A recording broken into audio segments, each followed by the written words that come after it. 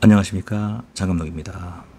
오늘 한번 해볼 얘기는 자식은 투자 포인트로서의 값어치가 있을까에 대한 얘기입니다. 며칠 전에 들었던 충격적인 얘기가 하나 있어서 한번 이 자리에서 말씀을 드릴 건데, 세상에나 오래전부터 알고 지냈던 제법 유명하신 대학 교수분이 계십니다. TV에도 여러 번 나오셨고 이렇게 진짜 사진 보면 알만한 분이에요. 그분이 돈을 빌리러 다닌다는 사실을 제 지인을 통해서 들었습니다. 제 지인한테 돈을 빌리러 온 거예요. 깜짝 놀랐습니다. 정말 깜짝 놀랐어요. 아니 왜? 그렇게 유명하신 분이, 그리고 얼굴 자체가 신용이신 분이 돈을 빌리러 다녀? 돈을 나보다 잘 벌 텐데? 라고 생각을 했습니다. 또 대학 교수의 어떤 그 직함이 정교수일 경우에 봉급이 제법 되거든요. 그래서 그것도 사고 팔죠. 대학 교수의 그 직업도 사고 파는 현실인데, 어쨌거나 그건 뭐 순수하지 못한 얘기에서 한번 다루기로 하고요. 그분이 돈을 빌리러 다니는 그 이유가 정말 충격적이었는데, 자식 교육을 위해서 돈을 빌리러 다닙니다. 너무 놀랐어요. 자식이 세 명인데 2명이 서울대예요.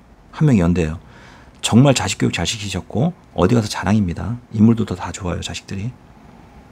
그런데 자식이 학비가 없어서 지인들한테 돈을 빌리러 다닌다. 학비가 얼마길래 도대체. 더 어이없는 건 그 자식들의 인스타그램을 보면 해외에 놀러 가고 있습니다. 친구들과 같이. 야, 그럼 그분에게 돈을 빌려준다는 거는 그 자식의 해외여행에 돈을 빌려주는 거랑 비슷한 거죠. 좋은 대학을 가면요, 좋은 지인이 생깁니다. 좋은 동료가 생기고요. 사실 학교에서 배우는 것보다는 거기서 생기는 그 인적 자원이 그 인생에 큰 자원이 될 거예요. 거기서 생기는 친구들, 동료들이 나중에 어느 정도 시기가 됐을 때 그 동기들의 어떤 그 파워들이 있거든요. 뭐 흔히 말하는 학연. 그것을 만들어주려고 유학도 보내는 거고, 재벌들은 외국의 유명 명문 대학교에 보내는 거고, 재벌이 아닌 경우, 예를 들어서 한 달에 한 4천만 원 정도 버시는 분들은 명문대까지 못 보내고 그냥 도피성 해외 유학 또는 국내 굉장히 많은 데를 들어서 사교육을 시켜서 좋은 대학교, 태어나면서부터 천재보다는 돈을 엄청나게 들여서 공부를 많이 한 만들어진 영재가 사회적으로 더 인정받는 시대입니다. 천재도 돈이 없으면 천재 교육을 못 받죠. 처음에 아기를 낳으면 다 자기 아이가 특별해 보이고 특별한 부분에 천재성을 보인다고 착각하는 우리 엄마들이 많습니다. 아빠들은 그런 생각을 잘 안 하는데 엄마들은 우리 애가 너무 특별하다 보니까 혹시 얘 천재 아니야? 그래서 알아보죠. 그러면 천재를 교육시키는 것도 돈이 많이 들어간다는 사실을 알게 됩니다. 그래서 포기하죠. 천재니까 알아서 천재가 되겠지. 그런 애도 있죠. 정말 뭐 10만 분의 1, 뭐 100만 분의 1의 확률로 있겠죠. 하지만 그런 애가 대부분 시시하게 자신의 천재성을 잃어버리는 이유 중에 하나가, 정말 돈으로 발라버린 잘 사는 집 아들이 엄마가 억지로 막 엄청나게 돈을 발라서 공부를 시켰을 때, 애가 조금의 공부에 취미를 가졌을 때 그 갖는 그 지식의 양에 비례할 수가 없습니다. 만들어진 영재 교육이 천재를 능가하는 시대다. 우리가 그런 사람들 흔히 볼 수 있는 게 서울대죠. 요즘 서울대 돈이 있어야 합니다. 자, 그런데 그렇게 해서 부모가 자식에 투자를 한다 이거예요. 서울대 2명, 그리고 연대 1명 보냈어요. 자식 3명인데. 근데 본인은 노후 준비도 못하고 자식들의 해외여행비를 맞춰주기 위해서, 또는 다음에 내야 될 학비를 위해서 돈을 빌리러 다니는, 그것도 비밀리에 장 감독의 눈에 포착이 된 거죠. 이거 정말 저 사실 멘붕 왔어요. 그 얘기 들었을 때. 제가 아는 분이기 때문에. 그 비슷한 사례가 이미 전 과거에 있었어요. 그 제 친구 중에 누나가요. 제 친구의 누나가 서울대에 들어갔습니다. 이 못 사는 집 입장에서는 어떤 가업을 일으킬 수 있는 그런 좋은 대학에 들어간 거죠. 부모님의 자랑이었고, 정말 어디 가서도 그 자랑을 정말 끊임없이 하셨어요. 그 동생인 제 친구마저도 우리 누나 서울대 들어갔어. 정치 외교학과에 들어갔기 때문에 앞으로 외교관이 될 거야. 엄청난 얘기를 많이 들었습니다. 자, 그런데 결론은 어떻게 끝난 줄 아세요? 장학생은 못 됐나 봐요, 보니까. 계속 학비를 내야 돼서 부모님이 굉장히 찢어지게 가난했기 때문에 그 돈을 대려고요, 엄청나게 돈 빌려 다니고 정말 가진 고생하면서 돈을 겨우 냈고요. 제 친구 같은 경우에는 누나의 학비를 대기 위해서 자신이 대학교를 포기했습니다, 당시에.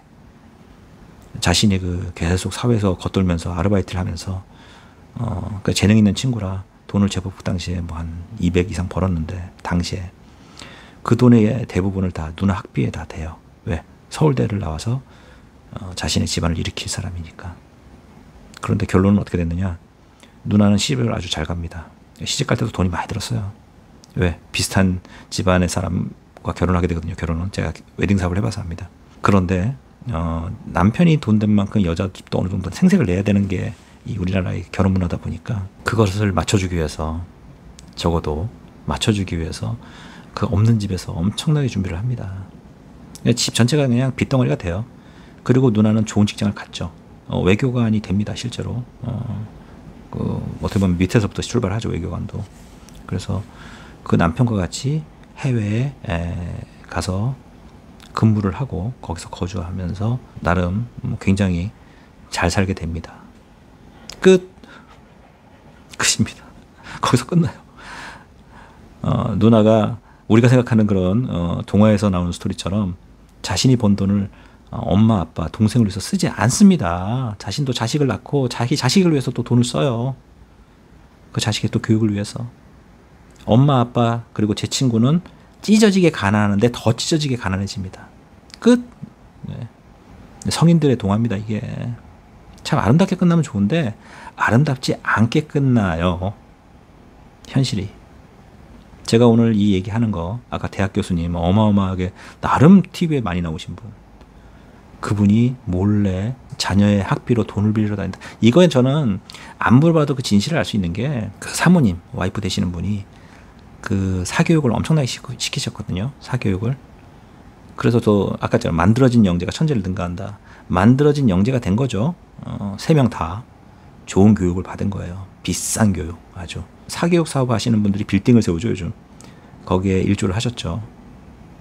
그래서 좋은 답안지를 가지고 또 좋은 대학을 가고, 그리고 그 커뮤니티에 맞는 활동을 하기 위해서 또 돈을 더 많이 써야 되고, 거기에 지금 진짜 가랭이가 찢어지는 걸 넘어서서 사지가 찢어지고 있다. 사지가 찢어지고 있습니다. 그럼 선택을 그러면 어떻게 하느냐. 이럴 때 이런 얘기 하죠. 그럼 자식이 똑똑한데 그럼 교육을 안 시켜? 좀만 교육시키면 진짜 서울대 가는데? 그건 뭐 본인들의 선택이긴 한데 적어도 이걸 투자라고 생각하지 말아야 된다. 이게 제 입장입니다. 자식이 똑똑하다 그래서, 자식이 공부를 많이 했다 그래서 부모가 나중에 그 자식의 도움을 받을 거라는 생각이, 그게 조금, 뭐 제 주변의 사례는 그렇더라. 끝. 이렇게 끝나더라. 자식이 잘 산다. 끝. 그렇게 끝나면 좀 그렇잖아요. 억울하잖아요. 인생은 하나인데. 이게 무슨 뭐 오락실에 무슨 옛날에 있던 그 갤러그나 뭐 그런 것처럼 세대가 있어서 내가 한 대 죽으면 2대가 더 있는 데 있어서 한 번 더 해보고 뭐 이런 게 아니잖아요. 인생은. 예? 아니면 코인을 한 번 더 넣어서 한 번 더 할 수 있는 게임이 아니잖아요. 인생은 한 번이지 않습니까? 자식 교육에 자신의 형편이 안 되는데도 불구하고 그 계속 매진을 한다는 건 이거는 거의 뭐 동물급에 해당되는 지성이지 않나. 물론 저도 저희 어머니가 없는 살림에 진짜 찢어지게 가난한 상황 속에서 어떻게든 저를 교육시키려고 정말 말도 안 되는 일들을 벌이셨을 거예요. 그나마 그랬으니까 제가 지금 이 자리에 있는 거겠죠. 근데 저 또한 저희 어머니한테 효도를 안 합니다. 저 또한 알면서도 내 살기 바쁘고 내 자식 생각하기 더 바쁜 그런 일개 동물에 지나지 않는다. 동물의 왕국. 자, 오늘 장 감독의 동물의 왕국 이야기. 자식 투자를 뭐 돈이 있다고 해서 본인들이 하는 건 자유인데, 요즘 자식 투자가요, 여러분이 생각하는 것보다 상상을 초월합니다. 왜? 그 관련된 사업들의 사람들이 이걸로 다 빌딩을 세워야 되거든요.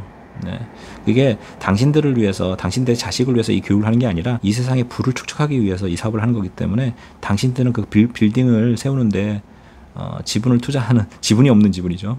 1조를 그냥 하는 뭐 그런 개념이다. 근데 그렇게 해서 자식이 또 투자가 된다고 해도 끝이 아니다.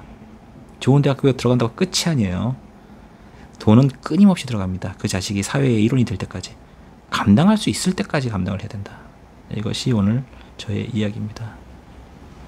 하여튼 돈 빌리러 다니는 거 쉽지 않아요. 돈을 빌려달라는 얘기할 때 이미 자신의 모든 것을 뽀록 나는 거거든요. 그동안 있는 척 했던 거, 그동안 사회적으로 자기가 보여줬던 모든 것들이 그 돈을 좀 빌려달라는 그 말 한마디 함으로써 완전히 다 뽀록 납니다. 자신의 그 밑바닥이. 당연히 빌리지 못하고요, 대부분. 빌리는 데 성공했다 그래도 이미 그 단계에서 빌린 돈들은 못 갚죠. 나중에 사기꾼 소리까지 들을 수밖에 없는 상황까지 직면해 버린다. 조금 예상을 하고 예고하고 본인은 분명히 알았을 텐데 이런 재정 상태가 엉망진창이 이미 진행된 상태라는 걸 분명히 본인은 알았을 텐데 그 일이 벌어지기 1년 전, 2년 전부터. 근데 왜 그것을 진행하고 있었는가? 왜 자식 교육을 그렇게 무리하게 진행하고 있었는가? 엄마. 무리하게 진행시키는 엄마들. 우리의 와이프들. 본인의 욕망을 자식을 통해서 투영하고 자신을 통해서 이루고자 하는 그 엄마들의 무리한 무지함이 그리고 그렇게 어떻게 보면 와이프의 등살에 하고 딸려가다가 스스로 자신의 인생을 계획하지 못했던 수많은 가장들이 겪는 문제다. 포기할 건 포기할 줄도 알아야 됩니다. 손절이란 말이 왜 있겠어요? 손절. 손해보고 뭐 포기하면 안 됩니까? 왜냐? 그거 포기 안 하잖아요? 망가져 버리거든요. 손해보는 개념이 아니라 인생이 그냥 나락으로 떨어집니다. 손해보고 포기하는 게 더 빠른 선택일 수 있다. 제가 그동안 사업을 하던 게 실패하던 게 많겠죠. 그것이요. 그 비전이 없어서 실패한 게 아니에요. 다 비전은 다 있었어요. 그런데요. 선택을 할 때 이걸 내가 버틸 수 없으면 그것은 사업이 아니에요. 그걸 제가 많이 느꼈습니다. 손절 굉장히 중요합니다. 자식 교육도 손절이 필요합니다. 감사합니다. 장감독입니다. 즐거운 하루 되세요.